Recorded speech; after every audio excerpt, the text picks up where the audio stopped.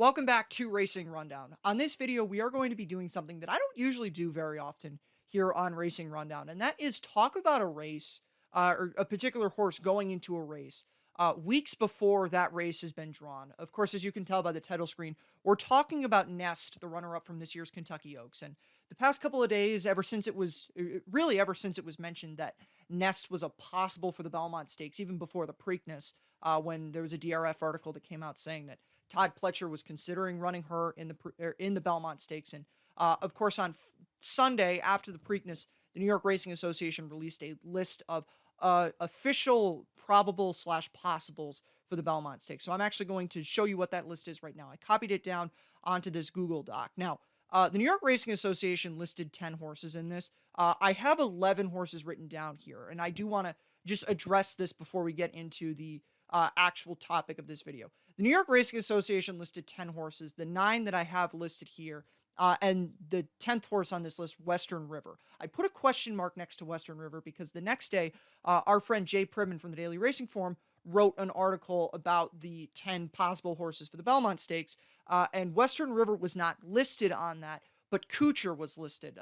Both of those horses, interestingly enough, are both trained by Rudolph Brissett, so I don't really know what the situation with that is. I just threw them both on here because maybe it was a mistake on New York Racing Association's part. They put out the wrong name or the wrong horse. I don't really know. I'll put them both on there. They could both run. Neither of them could run, or one could run. But the other thing that I will mention is I have 6 horses in bold on here, and the rest of them not. The reason, or that the 6 that are in bold is because those are officially probables, and the other 5 are possible. So, and Nest is among those possible. So Nest is not confirmed for the Belmont Stakes, by the way.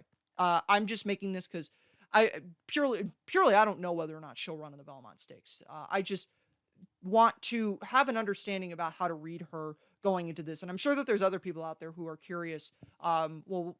Will this filly be able to win the Belmont Stakes? And that's what we're going to talk about here on this. We're going to look at her as a horse, and we're also going to compare her to history, because while using history to handicap races is not the most or not the best thing, and I don't love to use history when looking at races, in a situation like this, it honestly calls for it in this situation to look at her compared to the other fillies that have run in the Belmont Stakes in recent memory. So we'll talk about her as a horse. We'll do this very brief because if you've listened to Racing Rundown, or if you've followed racing at all this year, you know what the situation with Nest is.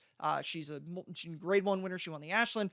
She was the stakes winner as a 2-year-old filly. She won the Demoiselle. And really the big thing with her, and this is going to be a big theme of the entire video, is pedigree. She's by Curlin out of the AP Indy mare Marion Ravenwood. Now, that is going to be critical when it comes to the question of whether or not she can get the 12 furlongs of the Belmont Stakes. And she's shown throughout her entire career that 2 turns is going to be her bread and butter. And that was, obviously you saw that when she won the Demoiselle. Her 2 defeats, one was in the Kentucky Oaks behind Secret Oath. The other one was in the Tempted. That was going 7 furlongs, way much shorter than Nest wants to go. She actually cut back she broke her maiden going a mile and a 16th in this race 1 on the 25th of September at Belmont. So she broke her maiden, that cut back to the to the Tempted. Didn't work out there, but she relished the distance in the Demoiselle, won that race very nicely. And then the thing that surprised me about Nest in her lead up to the Kentucky Oaks is both of the races that she ran were races that I wasn't too sure that she was it would have been the best spots for her. The Ashland less so than the Suncoast. I didn't pick her in the Suncoast because that race, for reference, is a mile and 40 yards. I wasn't sure that she was going to handle the cutback from that Demoiselle into the Suncoast. She did. She won that race impressively. I did pick her in the Ashland because you saw that she handled the cutback just fine in the Suncoast. And even though there was a short stretch at Keeneland, I figured that if it wasn't a problem at Tampa going a mile and 40, that it would be fine going a mile and a 16th at Keeneland, and it very much was. She won that race emphatically, and it's why she went off favored in the Kentucky Oaks, where she ran second to Secret Oath. Now, I do apologize for having had this load. I didn't have this chart queued up. We'll take a look at her runner-up effort now in the Kentucky Oaks. It was not an awful ride in there by Irad Ortiz. We're not going to look at replays for this just because I don't want to clog the video up when I'm uploading this. But she didn't get a awful ride, but she also didn't get I wouldn't call this ride a great ride. by Irad Ortiz in the Kentucky Oaks. And the point that I'm referencing, if you yourself watching this video want to go see what I'm talking about, in the Kentucky Oaks, off the turn, Nest had an opportunity to split between Echo Zulu and Ugiri, save a little bit of ground. And Irad Ortiz elected not to do that. He took her out around Desert Dawn, who was the eventual third place finisher there. So he was giving up ground a little bit off the turn in the Kentucky Oaks.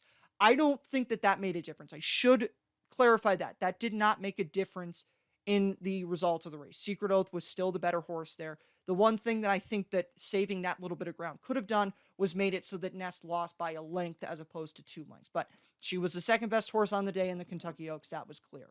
So that is going to be obviously one of the big negatives for Nest going into the Belmont Stakes is, well, she was second best in the Kentucky Oaks, and Secret Oath has run against the boys twice this year, and the best she could manage was a third in the Arkansas Derby, and she's coming out of a Preakness effort where it was a credible effort. She gave a good account of herself, but she was fourth, beaten by Epicenter early voting Epicenter and Creative Minister to get the order of finish correct there.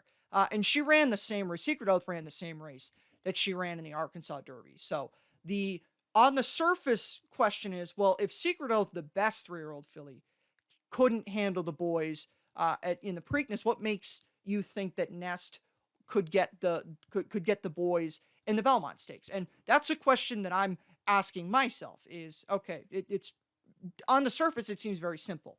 And that ultimately may be, I haven't come to the conclusion yet at this point in the video. We're going to come to the conclusion as we go through this. But let's just start there. That is a very fair way to assess Nest. If you look at her and say, okay, well, Secret Oath, who beat her with not, there was no excuse for Nest in terms of winning the race. Again, as I laid out, she could have been beaten by less, but she was always going to lose the Kentucky Oaks to Secret Oath on the day. So if Secret Oath was better than her then, and Secret Oath isn't good enough to beat the boys, then why is Nest good enough to beat the boys? And I think that is, like I said, it's a fair assessment. Now let's take a look at the potential field of this Belmont Stakes one more time.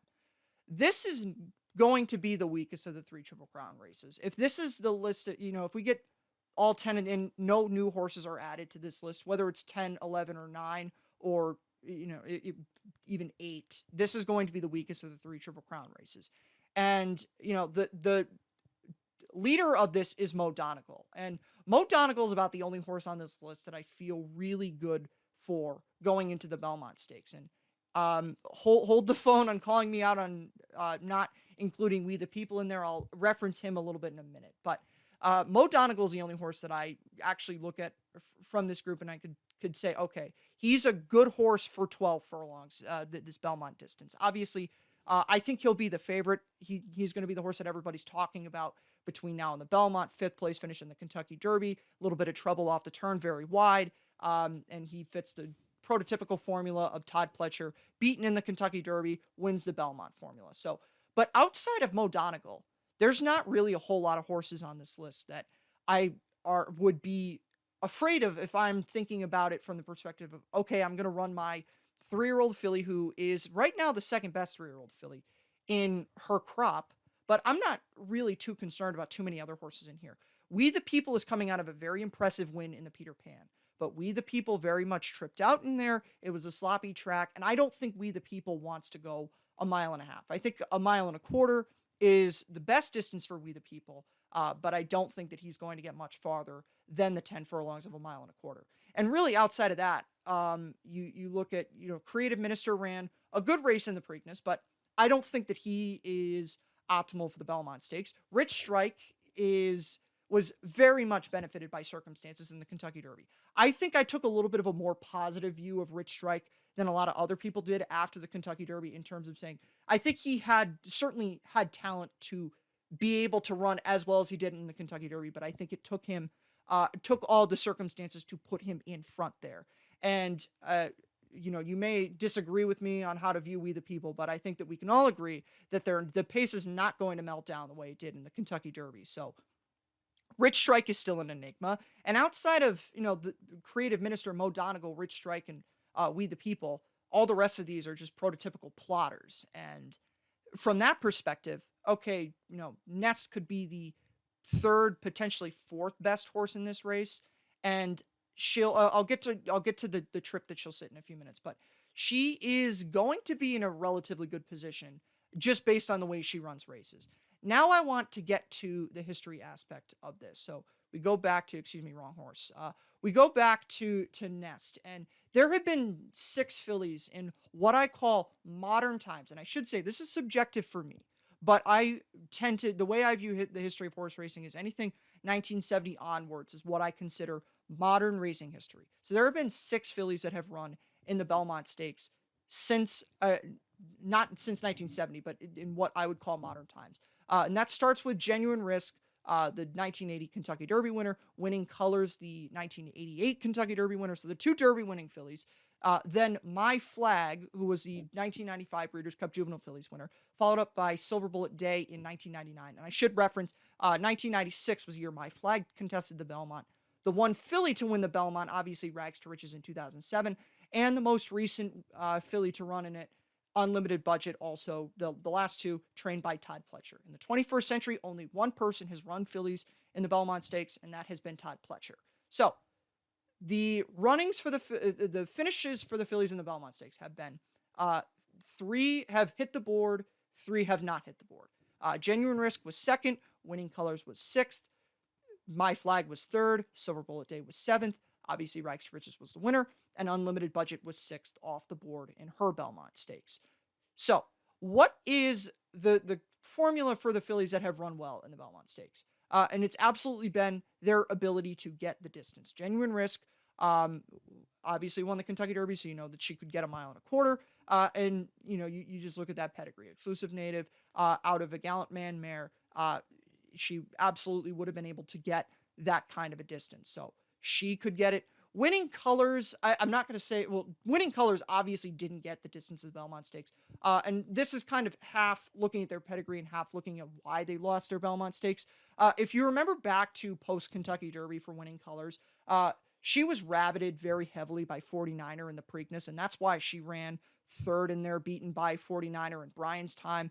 And then I think from that, so that rabbit action certainly took some of the punch out of her. And then come the Belmont Stakes, number one, she just didn't get the distance. Number two, I think that rabbit action hurt her from the Preakness, hurt her a little bit. And then she tried to win the Belmont Stakes wire to wire, and that absolutely did not work. Then moving on to My Flag. My Flag is a completely different story. My Flag, for whatever reason, did not run well at all in the Kentucky Oaks. And I'm actually going to pull her chart up right now. She had no excuses in there, just did not fire at all. So, this run in the Belmont, this would never happen, by the way, in modern racing. Running a filly out of a 5th place effort in the Kentucky Oaks in the Belmont Stakes. But if you saw earlier, take a look at the pedigree. That tells you why Shug McGahee and the Phippses ran her there, royally bred, by easygoer, out of personal ensign. Absolutely the reason why they tried her in the Belmont Stakes. And she ran very, very well in there for a 3-year-old filly. She beat the Preakness winner, Louis Couture's, by 6 lengths in there. She's beaten 5 lengths by Editor's Note and Skip Away, but she finished in front of Louis Couture's. And the bottom of that Belmont Stakes wasn't really that good. So, but just purely for her to run third in there, for me, is enough to say that she ran a huge race there. If Racing Rundown existed in 1996, that would have been the thing that you would have said about her. She ran huge in this race. She absolutely got the distance. She lost the Belmont Stakes because it was just purely a talent thing for her. Moving on to Silver Bullet Day. If you remember the 1999 Belmont Stakes, Silver Bullet Day once again tried to win it wire to wire. It didn't go too well for her. It also didn't go too well for Charismatic, who pressed her. Charismatic was beaten third there, and then obviously, unfortunately, had the injury that he had. But I don't think that was caused by pressing Silver Bullet Day, but we don't need to get into that right now. But Silver Bullet Day faded because she got pressed going a mile and a half, and she ran like a horse that got pressed going a mile and a half.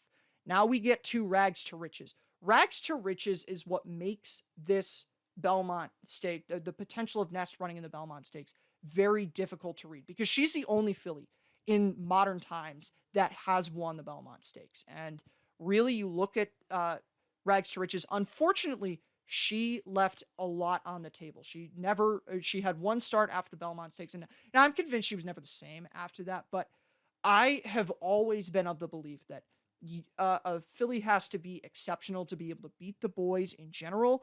And the phrase that I'm going to use for this is a filly has to be otherworldly to win the Belmont Stakes. And that was certainly what Rags to Riches was. Her only defeat, the race, a portion of the race, not the full race, but her career debut actually exists on YouTube. So if you want to go look at that and see what the early part of Rags to Riches' career debut looked like, she was going 5 furlongs at Churchill in June of 2006. Very much not ready for that. So that's a race that you can just light on fire and not really even look at all. Massive line through effort. And then after that, brilliant, undefeated, 3 straight Grade 1 wins going into the Belmont Stakes, capped it off with a dominant effort in the Kentucky Oaks, which is why Todd Pletcher, Michael Tabor, and company decided to run her in the Belmont Stakes. And not only did she win the Belmont Stakes, and obviously this is stuff that you know already, but she beat Curlin in there, and she got in a stretch duel with Curlin, won by a head there. One of the immortal images of horse racing, one of my favorite, just personal favorite moments in the history of horse racing was Rags to Riches winning that Belmont Stakes against Curlin. Unfortunately, I was too young to appreciate that at the time. I didn't watch the Belmont Stakes or really know what was going on there or anything like that. But Rags to Riches, absolutely an exceptional effort. And then finally, the most recent filly to run in the Belmont Stakes was, of course, Unlimited Budget in 2013. Also, common ownership in addition to common trainer with Todd Pletcher, Mike Rapoli, who owns Nest in partnership with a couple other folks. But Mike Rapoli, the principal owner there. Unlimited Budget was coming out of a 3rd place finish in the Kentucky Oaks, and then obviously ran 6th in the Belmont Stakes. It wasn't a great 6th place finish, but I would say it wasn't awful. She did finish in front of a couple decent horses. A big one is the champion 3-year-old of that in 2013, Well Take Charge. But she was obviously very much beaten in their 8.5 lengths. So, she certainly, number one, it was a talent thing. She wasn't good enough to win it, and then she also didn't get the distance of the Belmont Stakes. And that's where we're at with the 6 horses that have run in the Belmont Stakes. 3 of them have run well. 2 of them ran bad numbers-wise, and I would not argue that they ran good races, but, I would even make the case that Unlimited Budget, all things considered, didn't run that bad when you apply the fact that she was a filly and she was going 1.5 miles, which I would say for Unlimited Budget, she wasn't bred to go 1.5 miles either. Street Sense has never really been a sire that has produced much going 1.25 miles, much less 1.5 miles. So I would say Unlimited Budget for a filly who wasn't bred, for a filly, I should emphasize filly, that wasn't bred to go 1.5 miles, for her to run 6th in that Belmont Stakes. Again, I'm not saying it was a great effort, but all things considered, it wasn't that bad. And then, Winning Colors, Silver Bullet Day were what Winning Colors and Silver Bullet Day were. So let's get back to Nest. Nest is bred on the same cross as last year's Kentucky Oaks winner, Malathot, who obviously Racing Rundown listeners knew that, longtime listeners, you knew I was going to bring up Malathot at some point in this. She's bred on the same cross as Malathot was, Curlin out of an AP Indy mare. Malathot was considered for the Belmont Stakes for a while last year. Todd Pletcher and Shadwell ultimately decided not to run her in the Belmont Stakes. Still no word as of this point of a decision as to whether or not Nest is going to run in the Belmont Stakes. But the one thing I will say is she is absolutely bred to get this distance. And I would make the case that better than everyone else in this Belmont Stakes, with the exception of potentially Western River. And we don't know if Western River is going to even run in the Belmont Stakes. But Western River aside, Nest, I think, is bred better than anybody in on the probables to get the 1.5 mile distance. Obviously, as I mentioned, she's on the same cross as Malathot, who, you may not think as highly of Malathot as Eric and I do on Racing Rundown, but I think we can all agree about Malathot. The longer they go, the better for her. So the longer they go for Nest is certainly going to be better for her in terms of, just her career in general. If this was 25 years ago and we were still running the Coaching Club American Oaks at 1.5 miles at Belmont, I would absolutely pick Nest in there over Secret Oath, over any other 3-year-old filly. I think the chances are, I'm not picking a race that's 3 months away, but the odds are better than 50% that I will pick Nest in the Alabama Stakes going 1.25 miles. So Nest is going to get the distance. I will say that much. Nest is going to get the distance. I do want to make one further note about um, her her breeding. She is a full sister to Idol, the winner of last year's Santa Anita Handicap. Idol is by Curlin out of that same dam, Marion Ravenwood. He has excelled every opportunity that he's been given to go longer than a mile and an eighth. He had a mile and 3/16 allowance victory at Churchill in November of 2020, and then his victory at the Big Cap going 10 furlongs. And since then, he's kind of been derailed by injury and not being able to find a good spot to win. But going 10 furlongs, Idol is very good at that. And I think Nest is better than Idol in terms of talent, but that's beside the point. The point is that Nest is going to get the distance. I have come to that conclusion over the course of the last couple of days looking at this, and just now. Nest will get the Belmont Stakes distance. And history tells us the fillies that get the distance run well in the Belmont Stakes. My Flag, talent-wise, wasn't there, and My Flag isn't right there. This is My Flag's chart. No, this is not My Flag's chart. Excuse me there. I had it right the first time. Sorry about that. My Flag, talent may not have been there, but she got the distance, and that got her to finish third in the Belmont Stakes. So I can tell you right now, Nest will get the distance. The other thing, and I mentioned this earlier, is trip is a big factor in the Belmont Stakes. And Nest will sit the trip in the Belmont Stakes. She will sit the trip that has produced countless Belmont Stakes winners. That second flight behind the leaders, and really in this Belmont, probably just the leader. But she will sit that trip, second flight, stalking maybe 2-3 lengths off the pace, that has produced so many Belmont Stakes winners through the history of this race. So, two things in her corner. She will get the distance. She will sit the trip.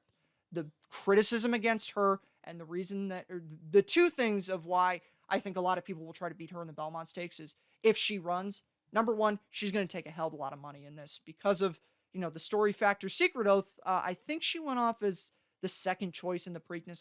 I should know this. The race was 3 days ago, but I can't remember off the top of my head whether or not she was the second or third choice. I think she was second choice in the Preakness, but Nest will take a hell of a lot of money in the Belmont Stakes. The other thing is, obviously, the talent question. Is she good enough to beat these boys? And I don't know that I can say yes to that. If Secret Oath couldn't do it, then, you're inclined to say, well, then how is Nest going to be able to do it?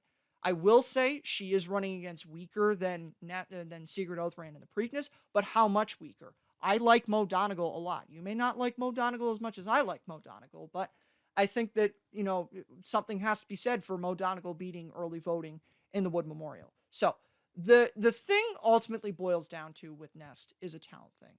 And I know I just went on this whole 20+ minute video to tell you whether or not to not give you a specific answer, but the conclusion that I have reached is this.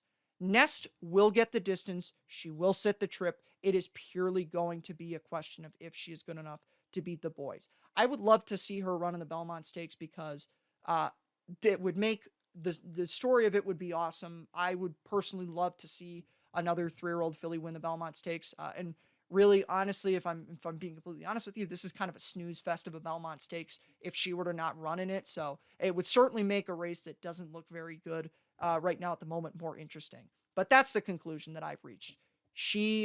It's going to be a talent thing. She will get the distance. She'll get the trip. She'll just have to answer the question of whether or not she's good enough to beat the group that shows up to face her. If she runs in the race, of course, I still have to keep mentioning that because it's not official. And with that being mentioned, that's it for this video on Racing Rundown. I hope that I was able to give you some information and allow you to be able to come to your own conclusion as to whether or not this filly will be able to win the Belmont Stakes in the event that she does start in it. That being said, we'll see you next time on Racing Rundown. Have a good one.